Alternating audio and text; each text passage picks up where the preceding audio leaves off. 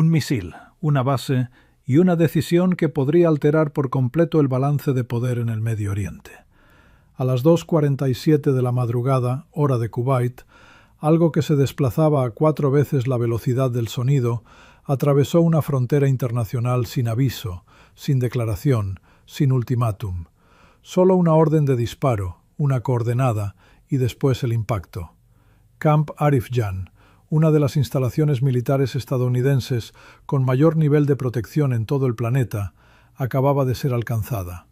Y la mayor parte del mundo todavía dormía cuando ocurrió. Pero esto es lo que distingue este momento de prácticamente cualquier otra crisis que hayan visto desarrollarse en una pantalla. No fue únicamente un ataque contra una base militar. Fue una acción calculada contra la arquitectura invisible que sostiene el poder estadounidense en la región más inestable del planeta.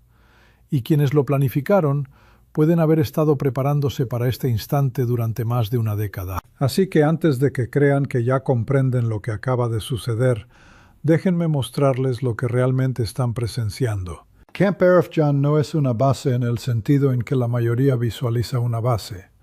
No son simplemente soldados, cercas y vehículos en el desierto. Es el núcleo central de toda la logística militar estadounidense en el teatro del Medio Oriente. Alberga el stock de preposicionamiento APS-5, un depósito avanzado de vehículos blindados, munición pesada y equipamiento capaz de armar a una brigada completa en 72 horas sin que un solo buque cruce un océano. Procesa miles de millones en material bélico cada año. Se sitúa a 56 kilómetros al sur de la ciudad de Kuwait, suficientemente cerca para ser relevante, suficientemente lejos para sentirse segura. O eso era lo que se pensaba, porque cuando ese misil cruzó la frontera, 3 líneas invisibles fueron traspasadas simultáneamente. Un umbral militar, un umbral político y un umbral psicológico. Ninguno tiene mecanismo de reinicio. Pero la pregunta que todos formulan de inmediato es esta: ¿cómo logró Irán penetrar una de las instalaciones militares más blindadas del mundo? La respuesta expone algo sobre la guerra contemporánea que la mayoría de las personas todavía no está preparada para escuchar. Camp Arif Jan no opera expuesta en el desierto. Funciona bajo una red de defensa aérea en capas que incluye baterías Patriot PAC-3, sistemas de armamento de corto alcance y radares de alerta temprana conectados directamente a la red regional del Comando Central. Sobre el papel está protegida. Sobre el papel debería ser prácticamente intocable. Pero Irán no atacó la base. Irán atacó la aritmética. Lo que Irán ejecutó se denomina ataque de saturación.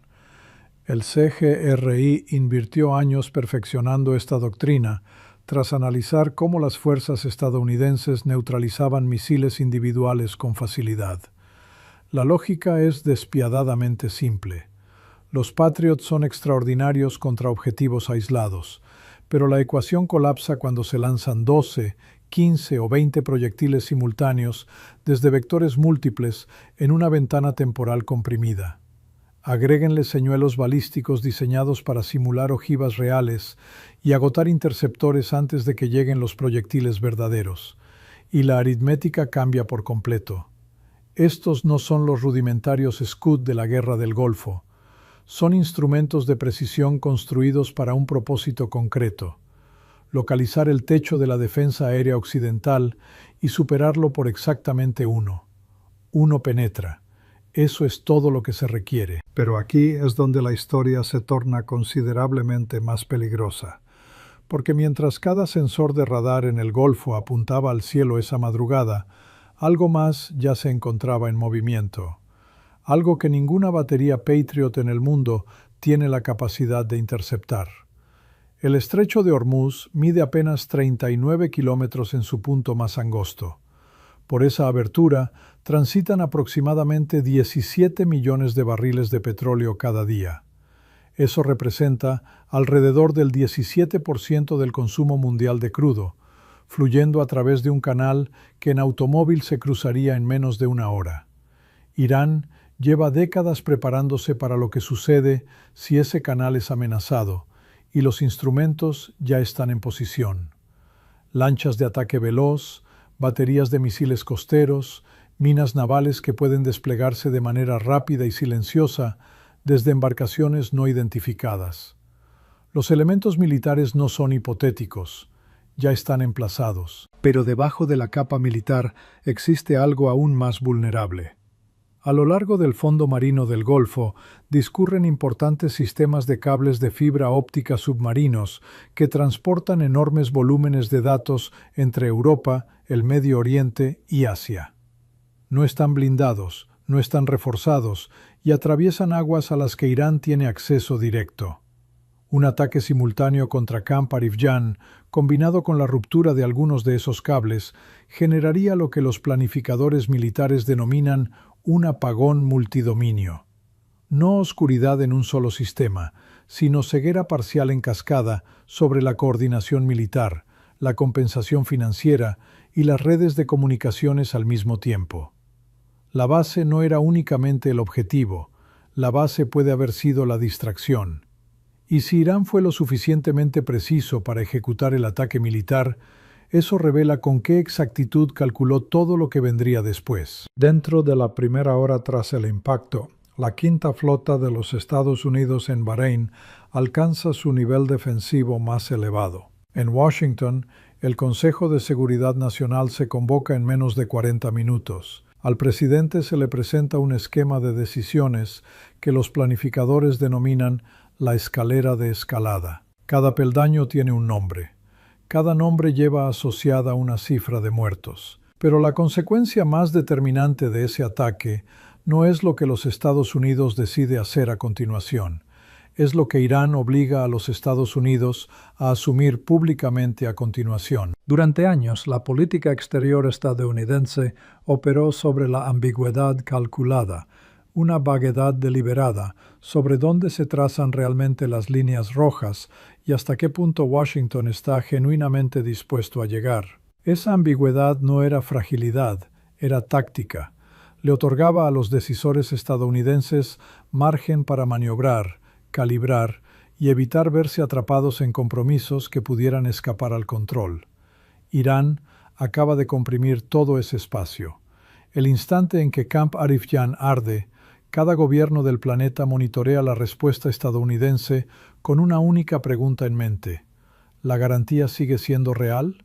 Porque si la respuesta es cualquier cosa menos un sí inequívoco, el orden global que ha prevenido en silencio un conflicto entre grandes potencias durante décadas comienza a transformarse. Y aquí es donde la historia deja de tratar sobre una base en Kuwait y empieza a tratar sobre la configuración del mundo entero. Moscú observa con atención. Los planificadores rusos han pasado años modelando la disuasión estadounidense. Si la respuesta a un ataque directo contra fuerzas de Estados Unidos es mesurada, proporcional y cuidadosamente anunciada, la lección que Rusia asimila es muy precisa. El umbral para la confrontación directa con activos estadounidenses acaba de elevarse. Ese tipo de recalibración no genera conflictos inmediatos, genera una certeza que se acumula gradualmente en los adversarios de que movimientos antes considerados fuera del alcance ahora están disponibles en silencio. Pekín ejecuta un cálculo distinto. China importa una proporción significativa de su petróleo a través del estrecho de Hormuz, y un conflicto prolongado en el Golfo inmovilizaría la atención militar y política estadounidense en el Medio Oriente en el momento exacto en que las tensiones en el estrecho de Taiwán permanecen elevadas. Pekín no necesita disparar un solo proyectil para beneficiarse de lo que ocurre en Kuwait ahora mismo. Solo necesita observar cómo se extiende la presión. Riad formula una pregunta completamente diferente. Arabia Saudita e Irán llevan décadas atrapados en una guerra fría regional. Lo que el liderazgo saudí se pregunta ahora no es si América responderá. La pregunta es si responderá con suficiente contundencia. Porque si la respuesta es no, Arabia Saudita enfrenta un entorno de seguridad regional fundamentalmente distinto al que existía ayer. Y Tel Aviv ya respondió esa pregunta internamente. Cada planificador estratégico israelí comprende que un ataque militar iraní de esta envergadura contra fuerzas estadounidenses no es un evento aislado. Es una señal a cada actor alineado con Irán en la región de que el umbral de escalada se ha desplazado. Cuando ese umbral se mueve, toda la arquitectura de disuasión regional debe reconstruirse desde el principio. Las consecuencias económicas globales no aguardan a que los diplomáticos terminen de conversar. En horas, el crudo Brent puede escalar bruscamente. Las tarifas de seguro marítimo se multiplican de un día para el siguiente. Los petroleros inician desvíos alrededor del Cabo de Buena Esperanza, extendiendo los tiempos de tránsito del Golfo a Europa en más de 2 semanas. Corea del Sur y Japón, altamente dependientes de la energía del Golfo, activan extracciones de emergencia de sus reservas estratégicas en 48 horas. Sus protocolos están diseñados para interrupciones temporales, no para conflictos abiertos. Y mientras tanto en Irán, algo inesperado puede suceder. El rial iraní podría estabilizarse, porque el cálculo económico del CGRI nunca se centró en los valores cambiarios. Siempre se trató del apalancamiento. Y el apalancamiento en este momento es la única mercancía que Irán puede haber acumulado en exceso. Ahora, esto es lo que nadie dice en voz alta, pero que cada analista en cada capital está evaluando en silencio. No sabemos si el ataque fue autorizado en los niveles más altos del gobierno iraní o si lo ejecutaron comandantes del CGRI que operaban con el tipo de autoridad autónoma que hace que la atribución precisa sea deliberadamente imposible. No sabemos si este es el movimiento inicial de una operación coordinada en múltiples frentes o una demostración de capacidad aislada, una línea trazada con fuego y dejada abierta a interpretación. No sabemos qué conversaciones tuvieron lugar en las 72 horas previas a la orden de lanzamiento, ni qué propuestas fueron rechazadas. Esa incertidumbre no es una falla en el análisis, esa incertidumbre es el arma. Porque detrás de cada variable estratégica, detrás de cada cálculo de intercepción y cada modelo de precio del petróleo y cada teoría de disuasión, hay personas. Camp Arifjan no es simplemente un símbolo en un mapa. Es el lugar donde un especialista en logística de 23 años, procedente de Ohio, cumplía un turno nocturno. Donde un sargento mayor de 38 años revisaba manifiestos de convoy. Donde alguien hablaba por teléfono con su familia. Donde alguien dormía convencido de que estaba seguro. Un misil balístico no distingue el rango ni la nacionalidad, ni la responsabilidad moral sobre las políticas que construyeron esa base. Las bajas tendrán nombres. Esos nombres se leerán en el Pleno del Senado. Se pronunciarán en funerales a los que asistirán personas que no conocen la doctrina del ataque de saturación ni la infraestructura de cables submarinos. Solo saben que alguien a quien amaban estaba detrás de una cerca en Kuwait y no vuelve a casa. Y esa realidad cruda, humana e imposible de modelar en ningún ejercicio de simulación está ahora en el centro de la decisión de política exterior más trascendente en una generación.